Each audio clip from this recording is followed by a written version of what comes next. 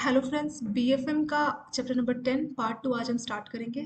Foreign exchange rate portal. Already हमने तीन type के डिजिटल प्लेटफॉर्म को पार्ट 1 में डिस्कस किया था। एक तो ट्रेड फाइनेंस आपका थर्ड पोर्टल था। फिर ऐसे ही हमने देखा था आउटवर्ड रेमिटेंस ऑनलाइन और इनवर्ड रेमिटेंस ऑनलाइन। तो तीन ये हमने डिजिटल प्लेटफॉर्म के बारे में पढ़ा था। अब हम आगे की और इम्पोर्टेंट जो प्लेटफॉर्म है उसके बारे में डिस्कस करेंगे। ठीक है, तो चौथा प्लेटफॉर्म हमारा आता है फॉरेन एक्सचेंज रेट प्लेटफॉर्म। नाम से लग रहा है फॉरेन एक्सचेंज रेट। ठीक है, अभी देखते हैं इसमें क्या है।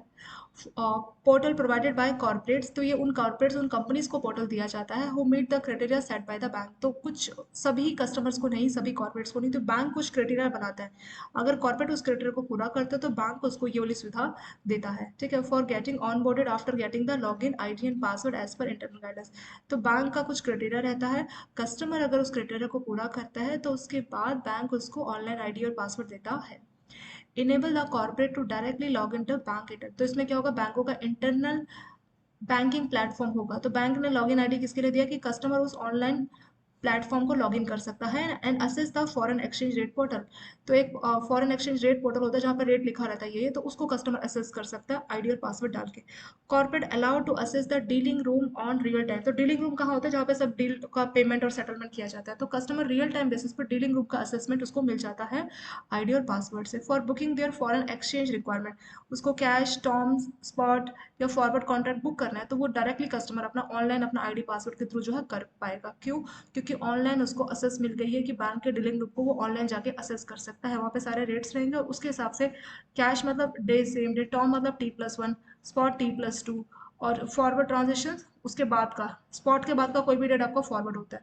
तो कस्टमर को कोई भी फॉरेन एक्सचेंज में ट्रांजेक्शन करनी है तो आसानी से खुद से कर पाएगा, वरना इस काम के लिए उसको बैंक जाना पड़ता। पर बैंक ने अपने एलिजिबल कस्टमर को आईडी पासवर्ड दिया तो डीलिंग रूम का उसको असेसमेंट मिल गया ऑनलाइन। कभी भी जाके वो असेस कर सकता है और अपने हिसाब से जो भी उसकी रिक्वायरमेंट है वो उसको अपना बुक कर सकता है। Corporate confirming the deal through the portal are under obligation to comply with regulatory guidelines with regard to submission of underlying documents। तो जिस कस्टमर ने पोर्टल में डील अपना जो ऑर्डर सेटअप किया है तो बैंकों ने बोला है कि जो भी रेगुलेटर की गाइडलाइंस है, मतलब आरबीआई जो रेगुलेटर्स है तो उसकी जो गाइडलाइंस है वो उसको पूरी करनी होती है। तो वो कस्टमर का ऑब्लिगेशन है। ऑब्लिगेशन मतलब मैंडेटरी है। कस्टमर को कुछ डॉक्यूमेंट्स बताए हैं बैंकों ने, वो डॉक्यूमेंट्स जो है, ऑर्डर तो आपने सेट कर दिया पर फाइनल ट्रांजेक्शन तभी होगा जब आप वो डॉक्यूमेंट सबमिट करेंगे। Non compliance in respect of submission. तो क्या हुआ, कुछ कस्टमर क्या करते हैं, ऑर्डर तो बुक कर देते हैं लेकिन वो डॉक्यूमेंट सबमिट नहीं कर रहे। अगर non compliance in submission of documents will result in deal automatically getting cancel. तो उस केस में आपकी जो डील है वो कैंसिल हो जाएगी। और उसके हमारे जो बैंकों का कोई लॉस हो गया, क्योंकि ये ऑनलाइन ट्रांजेक्शन है ना, तो बैंकों ने आपके नाम पे पैसा रखा और बाद में उसका रेट बढ़ गया या कुछ ऐसा हुआ, तो उस केस में क्या होगा कि जो लॉस होगा कॉर्पोरेट रिकवर करेगी। मतलब जो लॉस है उसका हर्जाना कॉर्पोरेट भरेगी, क्योंकि उनकी वजह से बैंक ने वो डील सेट की थी। और अगर अब उनके डॉक्यूमेंट सबमिट ना करने की वजह से वो डील कैंसिल की जा रही है तो लॉस का जिम्मेदारी कौन होगा, जो बैंकों को लॉस हुआ है वो कस्टमर ही होगा। Bank insist of executing one time indemnity agreement. Bank एक वन टाइम इंडेमनिटी एग्रीमेंट भी बना लेता है। शुरुआत में जब कस्टमर को आईडी पासवर्ड देगा ना, तभी एक ऑनलाइन मतलब वन टाइम मतलब एक हमेशा के लिए काम आने वाला एक ऐसा इंडेमनिटी एग्रीमेंट बनाएगा। उसमें रहेगा कि कभी भी आपकी किसी डील को कैंसिल करने की वजह से कोई लॉस हुआ तो आप उसके रिस्पॉन्सिबल होंगे। उसको बोलते हैं इंडेमनिटी एग्रीमेंट। ये जो इंडेमनिटी वर्ड है इसका मतलब होता है सेफ फ्रॉम लॉस या सेफ फ्रॉम रिस्क। कई बार कस्टमर डीडी के लिए आते हैं ना, डीडी उनका डीडी कहीं से खो जाता है तो वो बोलते हैं कि हमें नया डीडी इशू कर दो। तो आप उससे क्या करते हैं, इंडेमनिटी बॉन्ड भरवा लेते हैं, इंडेमनिटी फॉर्म। तो उसमें लिखा रहता है कि इन केस डीडी की वजह से कोई लॉस हुआ तो बैंक रिस्पॉन्सिबल नहीं होगा और बैंक को आप हर्जाना भरेंगे। तो सेम भी उसी टाइप का इंडेमनिटी एग्रीमेंट रहता है। और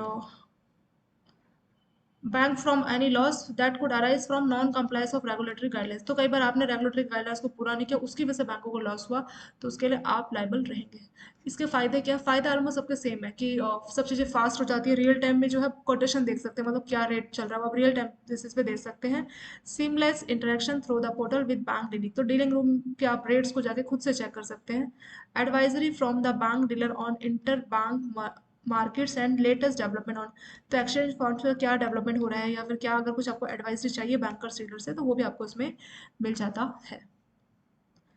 और ये सब इसके फायदे हो गए। अब हमारा नेक्स्ट कितने हमने, चार तीन पढ़े, चार, हाँ तीन हमने पहले देखे थे और चौथे को हमने पार्ट 2 में अभी शुरू किया। तो नेक्स्ट आता है आपका फिफ्थ वाला। ठीक है, ये कंटिन्यू चलता जा रहा है। पार्ट 1 में हमने तीन देखे थे तो चौथा पोर्टल हमने अभी देखा और पांचवा में से ये इसका नंबर हम चेंज नहीं करें, कंटिन्यू चल रहा है। नेक्स्ट आता है export data processing and monitoring system. इसका फुल फॉर्म है, सॉरी इसका शॉर्ट फॉर्म है EDPMS, export data processing and monitoring system, ये किसके काम आता है? इसमें एक्सपोर्टर का डेटा भरा जाता है। ऐसे एक इससे अगले वाला जो प्लेटफॉर्म है, प्लेटफॉर्म नंबर 6, उसमें इंपोर्टर डेटा, तो जो इंपोर्टर का डेटा इसमें भरा जाएगा। एक ही नहीं रखा, इंपोर्टर के डेटा के लिए एक अलग से प्लेटफॉर्म रखा और एक्सपोर्टर के डेटा के लिए अलग अलग प्लेटफॉर्म रखा गया है। ठीक है। Reserve bank of India operation the export data, तो एडीपीएमएस की शुरुआत आरबीआई ने कब से की है? ये की है 1 मार्च 2014, तो 2014 से ये काम में आया है। यहाँ पे क्या होता है? Data pertaining to export declaration form, export declaration का जो फॉर्म है या शिपिंग बिल्स है आपके या सॉफ्टेक्स जो डिटेल्स हैं, would flow from the custom department to EDPMS software and AD bank पर required to report launchment and realisation of ED. तो होगा क्या, जैसे यहाँ पे ईडीपीएमएस एक सॉफ्टवेयर है, ठीक है, ये भी एक तरीके का ऑनलाइन प्लेटफॉर्म आप बोल सकते हैं। ईडीपीएमएस, कोई भी चीज़ एक्सपोर्ट होगी तो कस्टम को मालूम है कि यहाँ से एक्सपोर्ट हुआ है, तो कस्टम क्या करेगा? वो चीज़ ईडीपीएमएस सॉफ्टवेयर में एंटर करेगा कस्टम। ठीक है, कस्टम डिपार्टमेंट क्या कर रहे हैं? उस सॉफ्टवेयर में एंट्री कर रहे हैं कि यहाँ से इंडिया से यूएसए को शिपमेंट गई है, मान लीजिए 1 लाख पेन, सब पेन्स वाला एग्जांपल हमेशा लेते हैं तो यहाँ पे वही ले लेते हैं, 1 लाख पेन्स यहाँ से वहाँ गए हैं, एक्सपोर्ट हुई है, उसकी डिटेल्स वो पोर्टल में डालेगा। कौन? कस्टम। कस्टम को तो मालूम है ना, वहीं पे रहते हैं, तो कस्टमर डिटेल पोर्टल में डालेगा। फिर जो एडी हमारे जो बैंक होंगे, बैंक चेक करेगा लॉन्चमेंट एंड रियलाइजेशन ऑफ दीज, तो जो सामान बाहर गया है तो उसकी पेमेंट भी तो आनी चाहिए। ठीक है, मान लीजिए उसके 1 लाख पेन की कीमत है $10,000, तो बैंक चेक करेगा कि कौन कस्टमर है, उसका सब डिटेल्स वो डालेगा। कौन? कस्टम। क्या सामान है, कितना डिटेल, वो सब रहेगा। फिर बैंक उस चीज़ को कंफर्म करेगा कि कब वो जो सामान है उसका पेमेंट आया। मान लीजिए 1 महीने में या 10 दिन में पेमेंट आया 10,000, तो बैंक का काम रहता है कंफर्मेशन देना कि पेमेंट आया नहीं आया। ये इसलिए होता है क्योंकि जो हमारे यहाँ से कोई मान लीजिए सामान बाहर भेज रहा है पर पेमेंट आई नहीं है, उसको उस चीज़ को रिकॉर्ड करना बहुत ज़रूरी है। तो आरबीआई प्रॉपर उसको रेगुलेट करता है, देखता है ऐसा ना हो कि कोई सामान तो बाहर चला गया पर उसके नाम पे फॉरेन रिजर्व नहीं है, तो इसकी प्रॉपर मॉनिटरिंग की जाती है, प्रॉपर टाइमिंग भी है कि इतने इतने टाइम के अंदर आपका जो पेमेंट है आ जाना चाहिए। तो उसी पर्पज के लिए आपका ईडीपीएमएस बना है। तो ईडीपीएमएस में हो क्या रहा है? ये मतलब ऐसा ये मतलब कॉमन है, इसको दोनों मतलब जा सकते हैं, जो आईडी पासवर्ड है बैंक के पास भी रहेगा, कस्टम के पास भी रहेगा, दोनों इसमें जो है चेंजेस कर सकते हैं। तो कस्टम वाले बताएंगे 1 लाख पेन भेजे गए हैं और ये कस्टमर है, ये उसका एड्रेस है, सारा डिटेल उसमें डालेंगे ईडीपीएमएस में, ये उसका रेफरेंस नंबर है। ठीक है, बैंक उसको देखेगा और फिर जब पेमेंट आएगी तो बैंक वहाँ पे बताएगा कि हाँ इसके नाम पे 10,000 पेमेंट आ गई है, फिर डील क्लोज। इस तरह से यहाँ पे चलता है। पर ना सोचिए ईडीपीएमएस नहीं होता तो क्या होता? अगर ये नहीं होता तो कस्टम का एक जो पर्सन है और बैंक का एक स्टाफ है, तो उनको आपस में डेली फोन में बात करनी होती है आधा घंटा, या मेल भेजना पड़ता कि ये हुआ, ऐसे ऐसे हुआ, या फिजिकली भी जाना पड़ता, विजिट करना पड़ता यहाँ वहाँ। तो एक कॉमन प्लेटफॉर्म है जिसने उनका काम बहुत आसान कर दिया है। ठीक है, वही है EDPMS. Various enhancement version of EDPMS with certain additional, तो जब कोई चीज़ आती है तो उसमें बार बार अपग्रेड होता रहता है, जैसे मोबाइल के भी कितने सारे वर्जन आ जाते हैं ना, वर्जन 1 2 3 4, वैसे यहाँ पे भी होता है कि पुराने में कोई कमी रह गई तो नया वर्जन लेके आए। तो ईडीपीएमएस के भी कई सारे अलग अलग वर्जन आए अलग अलग फीचर्स के साथ, जो कि नई नई टेक्नोलॉजी को जो है सपोर्ट करते थे। Reporting of advance remittance related to export, तो एक्सपोर्ट के रिगार्डिंग कोई रेमिटेंस हुई उसकी रिपोर्ट यहाँ पे की जाएगी। रिपोर्टिंग रिलेशन, तो जो भी बिल्स गए सॉफ्ट टैक्स के थ्रू या ईडीएफ के थ्रू जो डिक्लेरेशन है, तो वो सारी चीज़ें जो है उनका रियलाइजेशन आया या नहीं हुआ, तो वो चीज़ें जो है मेंशन होगी। System based caution list of exporter whose, जो जिन ऐसे एक्सपोर्टर जिनका बिल जो है, ये सभी क्या है, एक तरीके के बिल है, इन्होंने सॉफ्ट टैक्स मतलब कोई सॉफ्टवेयर इंस्ट्रूमेंट बाहर भेजा, ठीक है, और पेमेंट उसकी आनी है। ईडीएफ आपका क्या हो गया? Export declaration form, export declaration मतलब मैंने इतने का एक्सपोर्ट किया है, वो डिक्लेरेशन रहेगा, तो उसके अगेंस्ट इतनी पेमेंट आनी होगी, तो उन सब के रिगार्डिंग। ये एसबी आपका हो गया शिपिंग बिल्स की शिपमेंट कर दी वो बिल्स, तो इन सब के अगेंस्ट जो है रियलाइजेशन होना जरूरी है। और ऐसे एक्सपोर्टर जिनका 2 साल हो गया और 2 साल तक पेमेंट नहीं आया, जैसे मैंने बोला ना प्रॉपर, ये जो ईडीपीएमएस, इसका मतलब इसको बनाने का पर्पस यही है कि ऐसा ना हो कि सामान चला जाए और पेमेंट ना आए, तो उसी को मतलब कंट्रोल करने के लिए, उस पर पूरी नज़र बिठाने के लिए। ठीक है, तो ईडीपीएमएस उसको पूरा कंट्रोल करके रखता है। कौन सा सामान गया, कस्टम बताएगा, फिर बैंक बोलेगा पेमेंट आ गई, फिर वो डील क्लोज। फिर कौन सा सामान गया लेकिन बैंक ने कंफर्म नहीं किया, अभी बैंक कैसे बताएगा? क्योंकि कस्टमर का अकाउंट बैंक में रहता है, तो बैंक के थ्रू पता लगेगा ना पेमेंट आई कि नहीं आई, इसीलिए। तो मान लीजिए कस्टम ने बोला ये इस डेट में ये सामान गया, 2 साल हो गए और बैंक ने कोई ट्रांजेक्शन नहीं बताई कि कुछ पेमेंट आया कि नहीं आया, क्योंकि कुछ आया ही नहीं उस कस्टमर के नाम पे, मतलब उस एक्सपोर्ट का बिल का रियलाइजेशन नहीं हुआ, और ऐसे होते होते 2 साल हो गए। उस केस में क्या होगा? उसको जो है बैन लिस्ट में डाल सकता है, कॉशन लिस्ट में जो है आरबीआई को डाल सकता है। और कई कई केस में जो है बहुत कुछ ऐसे केस जहाँ पे ड्यू डेट को एक्सटेंड भी कर दिया जाता है। ड्यू डेट मतलब किस डेट तक बिल का रियलाइजेशन हो जाना चाहिए था, पेमेंट आ जानी चाहिए। किसी किसी केसेस में जो जेन्यून रीजंस होते हैं, तो उस केस में जो है जो ऑथराइज डीलर या बैंक या आरबीआई आप बोल सकते हो, तो वो ड्यू डेट बढ़ा देता है। अगर ड्यू डेट नहीं बढ़ा तो सिस्टम ही जो है उसको कॉशन लिस्ट में डाल देगा। कॉशन लिस्ट आप खुद से चेक कर सकते हैं, क्योंकि कस्टम ने मान लीजिए बोला 1 तारीख, और फिर क्या हुआ कि 2 साल हो गए पेमेंट नहीं आई, तो सिस्टम अपने आप ही कैलकुलेट करके बता देगा कि कौशल लिस्ट में कौन कौन से कस्टमर। तो बहुत ईजिली आप उनको ट्रैक कर पाएंगे कैसे कौन से कस्टमर है 2 साल हो गया, उसको अलग से एक्सटेंशन नहीं दिया गया। अगर बैंकों ने उसको एक्सटेंशन किया तो बैंक जाके वहाँ पे ईडीपीएमएस में मेंशन करेगा कि हाँ 2 साल हो गए और उसको एक्सटेंशन दिया गया। तो वहाँ पे वो सब शो करेगा कि हाँ इस कस्टमर को एक्सटेंशन मिला है, तो उसका नाम नहीं शो करेगा। यानी हर तरीके का सुविधा जो है इस ऑनलाइन प्लेटफॉर्म में अवेलेबल रहता है। नेक्स्ट आता है issuance of E B R C. E B R C क्या होता है आपका? इलेक्ट्रॉनिक, इसका फुल फॉर्म है इलेक्ट्रॉनिक बैंक रियलाइजेशन सर्टिफिकेट। मतलब ये ऑनलाइन सर्टिफिकेट रहता है, और इस सर्टिफिकेट में लिखा होता है कि एक्सपोर्टर ने सामान भेजा और इंपोर्टर ने पेमेंट कर दी, यानी एक्सपोर्टर ने जितने का सामान भेजा उसके नाम पे पेमेंट आ गई है। तो ये ऑनलाइन सर्टिफिकेट इस टाइप इस बात का प्रूफ है जो कि बैंक ने दिया है कि हाँ पेमेंट आ गई। बैंक ने चेक किया उसका बैलेंस, हाँ पेमेंट आ गई, तो उसके बाद बैंक ने ईबीसी सर्टिफिकेट इशू किया। तो issuance of EBC certificate was introduce. तो ये पहले था नहीं, ये प्लेटफॉर्म देखिए कब आया था, 2014 में आया था। तो उसके बाद से फिर मतलब बैंक क्या कर रहे थे, मतलब ऐसा कुछ होना चाहिए कि ऑनलाइन वे में जो है बैंक वो सर्टिफिकेट इशू करे ताकि पता लग जाए कि हाँ पेमेंट आ गई। तो इसीलिए जो है 2017 अक्टूबर से ये जो है ईबीसी मतलब इलेक्ट्रॉनिक बैंक रिलेशन सर्टिफिकेट की शुरुआत कब से हुई? 2017 से हुई। एज ए रिजल्ट ऑफ भी जिससे क्या हुआ कि जो एडी बैंक है were to update the EDPMS with the data of export proceeds as or and when realized to AD bank to issue EBs only from the data available। तो EDPMS में जो है बैंक रिपोर्ट करेगा और customer को क्या करेगा, जो है ई बी आर सी मतलब इलेक्ट्रॉनिक बैंक रिकलेक्शन सर्टिफिकेट जो है कस्टमर को देगा। ठीक है, ये इसमें बोला है। However, the export tranches related to service exporters are not supported। तो जो EDPMS में आपने अगर कोई सर्विसेज एक्सपोर्ट की है, गुड्स और सर्विसेज में डिफरेंस जानते हैं ना। गुड्स जो प्रोडक्ट है जो टेंजिबल है जिनको आप टच कर सकते हैं वो गुड्स होते हैं। सर्विसेज जिनको आप टच नहीं कर सकते, जैसे आप मेडिकल की कोई सुविधा ले रहे हैं, ठीक है, या फिर आप कोई टीचिंग इस तरह की अगर आप कोई सर्विसेज दे रहे हो और उसके रिगार्डिंग अगर आपको कोई पेमेंट मिलनी है, जिनको हम सर्विसेज बोलेंगे, तो उसका डिटेल ईडीएपएमएस में नहीं डाला जाता है। ठीक है, ये सब इसमें बोले। पहला सॉरी पांचवा वाला हो गया। अब हम छठा देखेंगे, import data processing and monitoring centre.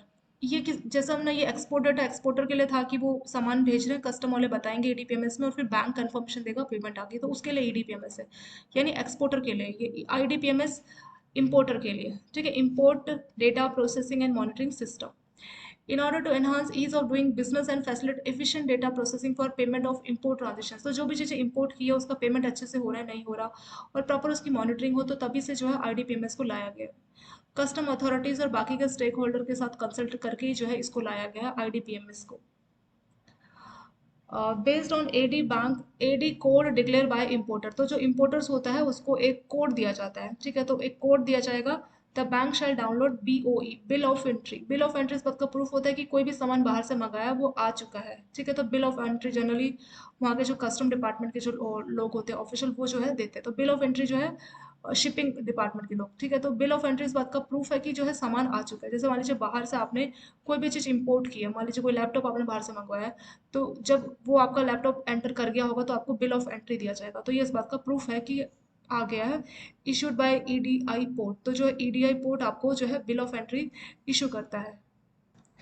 तो ये जो शिपिंग कंपनी है ये इलेक्ट्रॉनिक डेटा इंटरचेंज की हेल्प से क्या करती है, डेटा को शेयर करती है इस सॉफ्टवेयर के इस आईडी पीएमएस साइट में। तो बिल ऑफ एंट्री जो कि आप जो है जो कि इस बात का प्रूफ है कि हाँ वो सामान का शिपमेंट हुआ है। तो ईडीआई पोर्ट्स जो होंगे इलेक्ट्रॉनिक फॉर्म में जो है डेटा को इंटरचेंज करेगी from BOE master in IDPMS for non EDI port. तो कुछ ऐसे भी पोर्ट्स है जो कि इलेक्ट्रॉनिक डेटा इंटरचेंज की जिसमें सुविधा नहीं है, तो उस केस में जो एडी बैंक है इंपोर्टर का जो सामान इंपोर्ट किया इंडिया में shall upload BE data in EDMS. तो उसके इसमें बैंक करेगा आईडीपीएमएस में updations as per message format manual BOE reporting on daily basis. तो या तो वो कस्टमर से या फिर कस्टम ऑफिस से इंफॉर्मेशन लेगा और फिर बीओई की जो है रिपोर्टिंग करेगा बिल ऑफ एंट्री की। ठीक है, तो जो ईडीआई पोर्ट जहाँ पे मतलब इलेक्ट्रॉनिक डेटा इंटरचेंज की सुविधा है, तो वहाँ पे इलेक्ट्रॉनिक वे में वो डायरेक्टली अपलोड करेंगे। कुछ ऐसे पोर्ट है, सभी अभी 100% पोर्ट इंडिया में ईडीआई नहीं है।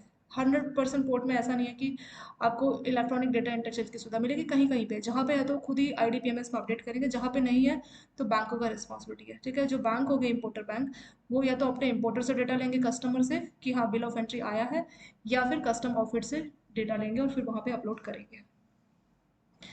AD bank will enter in जो BOE जो डिटेल्स होंगी बिल ऑफ एंट्रीज की फॉर ORM एसोसिएटेड। अभी ये ORM क्या है, आउटवर्ड रेमिटेंस मैसेज। ठीक है, तो बिल ऑफ एंट्री आया है मतलब बाहर से सामान आया, उसकी पेमेंट भी तो करनी होगी ना, तो उसके लिए हमें आउटवर्ड रेमिटेंस करना होगा। आपने बाहर से यहाँ से मान लीजिए USA से लैपटॉप मंगाया, उस लैपटॉप की कीमत मान लीजिए $5000, तो आपको $5000 आउटवर्ड रेमिटेंस करना होगा। तो उसी के बारे में बात की गई है कि जो AD बैंक है, तो जिसने BOE एंटर किया है तो वो ORM बताएगा कि इसके नाम पे पेमेंट किस तरह से गई, associated with advance payment for import tranches as per message format. तो BOE सेटलमेंट रहता है। BOE सेटलमेंट मतलब बिल ऑफ एंट्री आई, अब उसका पेमेंट भी तो करना होगा ना, सेटल करनी पड़ेगी, तो उसका हिसाब किताब भी रखा जाएगा। इस सॉफ्टवेयर को बनाने का वही पर्पस है कि बाहर से यहाँ सामान आया, पेमेंट किस हिसाब से गई, और इसीलिए जो है ये आपका पोर्टल बनाया गया। तो BOE का जो है सेटलमेंट होना, बिल ऑफ एंट्री मतलब सामान आया, अब उसका सेटलमेंट होना, उसकी बात इसके थ्रू की जाएगी। जो ऑथराइज्ड डीलर बैंक होगा तो BOE डिटेल्स एंटर करेगा ORM के रिगार्डिंग, मतलब आउटवर्ड रेमिटेंस मैसेज गया नहीं गया उस सेटलमेंट के against. In case the payment after receipt of BOE, AD bank give will shall generate ORM for import payment made by its importer as per message format. तो BOE settlement में message format होता है, उस format में bank को details देगा कि कितना आपने आउटवर्ड रेमिटेंस किया, कैसे किया। Multiple outward remittance can be settled against single BOE। मान लीजिए एक ही बिल है और उसके अगेंस्ट मल्टीपल आउटवर्ड रेमिटेंस करना है, तो वो ऑप्शन भी अवेलेबल है। And also multiple BOE can settle against one outward remittance. एक रेमिटेंस की है मतलब एक बार में पेमेंट कीजिए, तीन चार चीजें मंगा लीजिए एक साथ, तीन चार चीजें मंगाएंगे तो तीन चार चीजों के बिल एक साथ आएंगे। मान लीजिए कस्टमर एक है, उसने बाहर से घड़ी मंगवाई है, इंपोर्टेड वॉच, एक लैपटॉप मंगवाया है, एक मोबाइल मंगवाया है, तीन चार चीजें मंगवा लिया, पेमेंट तो आप एक ही साथ करेंगे ना। दुकान में भी तो ये ऑप्शन रहता है ना कि आप मान लीजिए दुकान में आप चार चीजें एक साथ खरीदे, तो दुकानदार ये थोड़ी बोलते हैं कि पहला सामान खरीदो पैसा दो, दूसरा वो बोलता है चारों सामान खरीद लो फिर एक साथ पेमेंट कर दो ना। ये भी बिल्कुल वैसे ही, बस फर्क इतना आप बाहर से कुछ खरीद रहे इम्पोर्ट कर रहे हैं, तो यहाँ पे दोनों ऑप्शन रहते हैं। ठीक है, मल्टीपल BOE मतलब बहुत सारे बिल से एक ही बार में पेमेंट कर दीजिए, या ऐसे भी कर सकते हैं सिंगल बिल, एक ही बिल है उसकी दो तीन बार में पेमेंट कर, जैसे इंस्टॉलमेंट का ऑप्शन रहता है ना, कोई चीज़ महंगी है तो दुकानदार क्या बोलता है तीन चार इंस्टॉलमेंट में पेमेंट कर दो, तो सेम ये भी वैसे ही रहता है, बस फर्क कितना है इसमें बिल्स जो है एक ही रहता है, बट पेमेंट आप तीन चार बार कर सकते हैं। ठीक है, दोनों ऑप्शन इसमें अवेलेबल रहता है। और जैसा आपका एक्सपोर्टर था ना जहाँ पे आप सर्विसेज को नहीं रिपोर्ट करते, तो सेम वैसे यहाँ पे भी है। In case of import of services IDPMS platform does not facilitate reporting. तो कोई भी अगर आप सर्विसेज को इम्पोर्ट कर रहे हैं बाहर से, तो ये जो है इसमें आप रिपोर्ट नहीं कर सकते। ठीक है, तो ये सर्विसेज के लिए नहीं है। आपका नेक्स्ट और लास्ट वाला जो आपका प्लेटफॉर्म आता है 7वें नंबर का, वो है forms, FIRMS, portal for online filing of foreign remittance. इस फॉर्म्स जो पोर्टल है इसका फुल फॉर्म है हमारा foreign investment and reporting management system. ठीक है, इसमें आप जो भी फॉरेन जो भी इन्वेस्टमेंट आती है तो उसकी रिपोर्टिंग आप यहाँ पे करते हैं। जो कंपनी जैसे FDI FPI वो सब हमने देखा था ना, आपका FDI FPI ये सब हमने देखा था, तो उसके अगेंस्ट ही आपका इंडिया की कोई कंपनी है, इन्वेस्टिंग कंपनी, और उसमें बाहर से FDI आया FPI। FDI क्या होता है कि किसी ने 10% उससे ज़्यादा के शेयर में इन्वेस्ट किया, वो होता है FDI। FPI 10% से कम परसेंट के शेयर में बाहर की किसी कंपनी ने या इन्वेस्टर ने इन्वेस्ट किया, तो उसको बोलते हैं FPI। ठीक है, फॉरेन पोर्टफोलियो इन्वेस्टमेंट। तो इंडिया की जो इन्वेस्टिंग कंपनी है उसको ये सारे डिटेल्स भरनी होती है कहाँ पे, ऑनलाइन आपका फाइलिंग करना होता है, मतलब ऑनलाइन सेंटर करनी होती है फर्म्स पोर्टल। इसका फुल फॉर्म भी हमने यहाँ पे देखा है।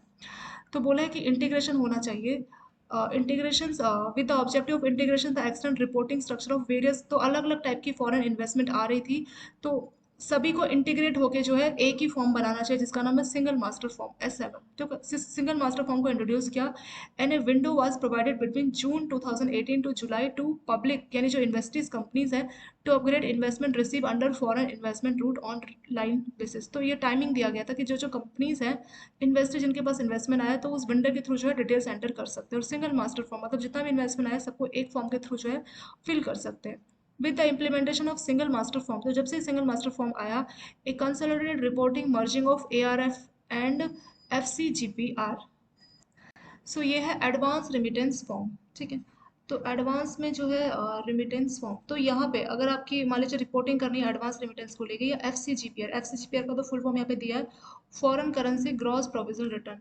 तो 1 सितंबर 2018 से इन दोनों को मर्ज कर दिया गया। अभी जो है एक कॉमन मतलब एक सिंगल मास्टर फॉर्म बताया। बाहर की कंपनीज को अगर कोई इन्वेस्टमेंट आ रहा है तो उनको सिंगल मास्टर फॉर्म के थ्रू जो है सारी डिटेल्स डालनी है, तो एक ही बार में सारा काम हो जा रहा है, अलग अलग नहीं है। तो उसके लिए जो आपका फर्म्स पोर्टल है, तो जो सिंगल मास्टर फॉर्म है ये कौन से पोर्टल में आपको जाके आपको एंटर करना है, वो आपका फर्म्स पोर्टल है, वहाँ जाके जो है आपको एंटर करना होगा। इसके साथ ये भी आपका टॉपिक हो गया, और उसके साथ कुछ चेक योर प्रोग्रेस वाले क्वेश्चन हैं, इनको थोड़ा सा देखते हैं। पहला क्वेश्चन है अंडर द डिजिटलाइज प्लेटफॉर्म। तो डिजिटलाइज प्लेटफॉर्म में हमने कई सारे, कितने हमने प्लेटफॉर्म देखे, हमने सात प्लेटफॉर्म देखे ना, हाँ ठीक है, उससे की बात हो रही है। Filing of transaction relating to equity investment, जैसे एफडीआई के थ्रू इन्वेस्टमेंट होता है उसी को इक्विटी बोलते हैं। मिनिमम 10% या उससे ज़्यादा का इन्वेस्टमेंट होना चाहिए, ठीक है। कोई बाहर की कंपनी आके इंडिया के इक्विटी शेयर्स में 10% या उससे ज़्यादा का इन्वेस्ट कर रही है, तब हम उसको क्या बोलते हैं, एफडीआई जो है हम बोलते हैं। तो बोल रहा है कि बाहर की कंपनी आके अगर एफडीआई कर रही है, ये बार बार सॉरी, हाँ, बाहर की कंपनी अगर आके इन्वेस्ट कर रही है तो उस पे केस में क्या हम उसको बोलेंगे, मतलब वो किसके थ्रू किया जाएगा, किस पोर्टल के थ्रू जो है उसको हम रिपोर्ट करते हैं, ठीक है। अ, तो उस पोर्टल का नाम है हमारा फर्म्स पोर्टल, ये हमने अभी देखा था ना यहाँ पे, वही है, ठीक है। पहला हो गया। Second, which of following activity are not supported. EDPMS जो कि एक्सपोर्टर के लिए होता है, तो वो कौन सी एक्टिविटी को सपोर्ट नहीं करता। तो यहाँ पे बहुत सारी एक्टिविटी बताइए, ओवर ड्यू, अगर आपको एक्सपोर्ट डॉक्यूमेंट को सबमिट करना है उसकी reporting, relation of export bill, सबके लिए होता है। लेकिन जो सर्विसेज एक्सपोर्ट हुई उसके लिए नहीं होता, ना तो ईडीपीएमएस और ना ही आईडीपीएमएस, दोनों ही सर्विसेज के लिए नहीं होते, ठीक है। ये हमने देखा था ना। अगर कुछ आप, ये आज हमें बहुत डिस्टर्ब कर रहा है, इसको फिर से मैं कट करती हूँ, सॉरी। हुँ। तो दोनों ही केसेस में जो है आपकी सर्विस की रिपोर्टिंग नहीं की जाती है, ठीक है। तो रिपोर्टिंग ऑफ सर्विसेज एक्सपोर्ट, ये आपका आंसर हो जाएगा। Which of the following imports, मतलब ये सपोर्ट उसको नहीं करता है। Which of following import transactions are not supported under IDPMS. तो कौन सी चीज़ें जो है आईडीपीएमएस के थ्रू सपोर्ट नहीं होती है। आईडीपीएमएस कौन सा होता है, इम्पोर्टर वाला होता है ना, इम्पोर्टर अपनी डिटेल्स इसमें डालता है, तो इसमें जो सर्विसेज होंगी, रिमिटेंस टुवर्ड्स सर्विसेज, तो यहाँ पे भी वही है, सर्विसेज वाली चीज़ों को ये सपोर्ट नहीं करता है। ये टॉपिक यहाँ पे हो गए। नेक्स्ट टॉपिक देखेंगे, टॉपिक का नाम है हमारा fintech and evolution of fintech international banking. Fintech क्या होता है और किस तरह से ये डेवलप हुआ। फिनटेक क्या होता है, पहले इसका मीनिंग और उसका अंडरस्टैंडिंग देखते हैं, वो समझाया हुआ है यहाँ पे। Fintech refers to synergy between finance and technology, इसके नाम में ही इसका मतलब छुपा हुआ है, फाइनेंस एंड टेक्नोलॉजी। फिनटेक आपका फाइनेंस प्लस टेक्नोलॉजी। तो फाइनेंशियल प्रोडक्ट आप अपनी टेक्नोलॉजी के थ्रू दीजिए और प्रॉपर तालमेल के साथ काम कीजिए, वही आपका fintech. It can take the form of software, तो फिनटेक किसी भी फॉर्म में हो सकता है, किसी भी टाइप का सॉफ्टवेयर, कोई भी सर्विसेज, कोई भी business that provide technological advancement way to make financial process more efficient. तो हो क्या रहा है, फाइनेंशियल प्रोडक्ट आप दे रहे हैं लेकिन टेक्नोलॉजी की हेल्प से आप ऐसा कर रहे हैं, तो दोनों को मिला के आप जो है सर्विसेज कस्टमर को दे रहे हैं, वही आपका होगा फिनटेक। यानी कोई भी बैंकिंग सर्विसेज अगर आप किसी टेक्नोलॉजी की हेल्प से दे रहे हैं, तब आप उसको क्या बोलेंगे, आप उसको बोलेंगे फिनटेक, ठीक है। और fintech is digitalisation financial services, मतलब इसमें क्या हो रहा है कि हम फाइनेंशियल सर्विसेज को डिजिटल वे में दे रहे हैं, normally provided by bank. Bank ये सर्विसेज देता है। क्रेडिट कार्ड कंपनीज भी ऐसा करती है, आजकल क्रेडिट कार्ड में बहुत कुछ ऑनलाइन हो गया है, वहाँ पे भी आपने देखा होगा ना, केवाईसी वेरिफिकेशन उनके मोबाइल के थ्रू ही की जाती है। तो आपकी क्रेडिट कार्ड कंपनीज और क्रेडिट यूनियंस, इन्वेस्टमेंट बैंकिंग और बाकी जो बिजनेस यूनिट्स है, उन सब ने भी जो है फिनटेक वाले प्रोडक्ट देने शुरू कर दिए हैं। Fintech has been used to automate investment, insurance, trading, banking and risk management. तो सभी चीज़ों को ऑटोमेट करने के लिए जो है फिनटेक जो है सपोर्ट करता है, चाहे आप बैंकिंग बोल लीजिए, इन्वेस्टमेंट बैंकिंग और इंश्योरेंस, हर जगह पे ये सपोर्ट करता है। It is used to describe new technology that seek to improve and automate the delivery and use of financial services. तो इसमें क्या हो रहा है कि फाइनेंशियल सर्विसेज को आप इंप्रूव कर रहे हैं, क्योंकि अब टेक्नोलॉजी की हेल्प से आप फाइनेंशियल सर्विसेज दे रहे हैं, तो एक तरह से आप अपनी सर्विसेज को अपग्रेड कर रहे हैं। Fintech is equipment the banking industry with tools that make it more efficient then before. तो फिनटेक जो है बैंकिंग सर्विसेज को ऐसा टूल प्रोवाइड करता है जिससे ये काफ़ी इफिशिएंट वे में काम करती है। Banking institutions are using tools like chatbot. Chatbot का नाम आपने बहुत सुना होगा। और चैटबॉट आपने देखा होगा ना कि ऑनलाइन कई सारे बैंकों के जो है चैटबॉट है जो कि ऑनलाइन आपसे सारी बातें करते हैं। फ्लिपकार्ट का भी रहता है, वो आपको ऑनलाइन ही सब रिप्लाई कर देता है, ठीक है। इनके नाम भी होते हैं, इन्होंने अपने नाम भी रखे हैं चैटबॉट्स के, ठीक है। तो वही आपको सारा काम करके देते हैं। कोई सिया, कोई रिया, इस तरह के नाम आपने शायद सुने होंगे चैटबॉट के। to enhance customer experience, mobile application, etc. to give the customer real time looks into the bank account and machine learning. तो बैंक रियल टाइम बेसिस पर उनको कोई सर्विसेज चाहिए तो चैटबॉट इन सब के थ्रू जो है किया जा सकता है.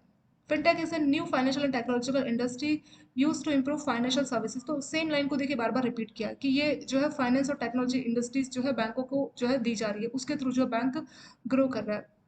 ये काफ़ी इनोवेटिव आइडिया है that improve financial services process.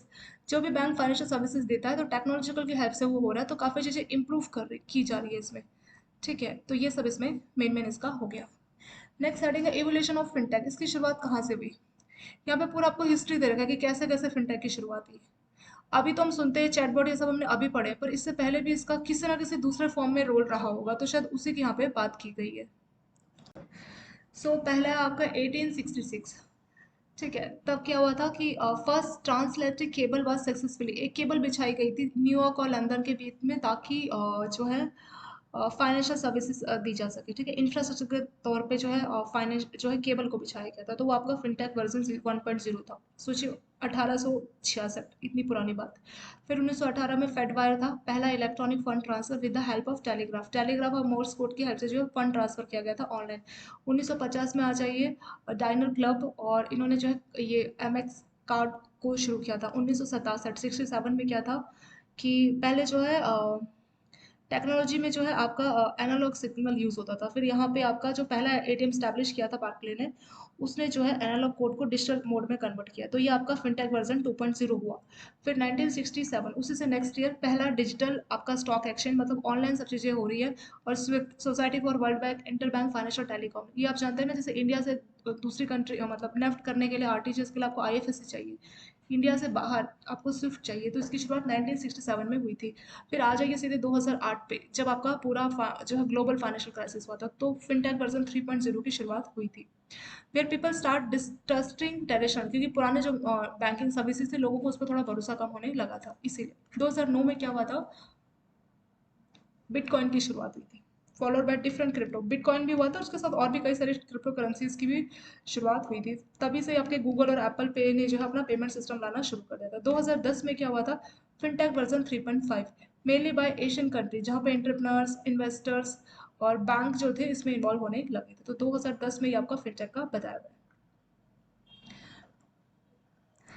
एक और आपको दिया हुआ कि ग्लोबल पर्सपेक्टिव क्या था. ग्लोबल इन्वेस्टमेंट इन फिनटेक, मतलब ग्लोबल का क्या पर्सपेक्टिव था, उन्होंने फिनटेक को किस तरह से लिया, सीरियस लिया कि नहीं लिया, उसके बारे में बात की गई है. फिनटेक को इतना ज़्यादा सीरियस लिया था कि उसमें इन्वेस्टमेंट काफ़ी ग्रो हुई. 2200% ग्रो हुई. 2200% आप समझ रहे हैं, किसी चीज़ का 22 गुना.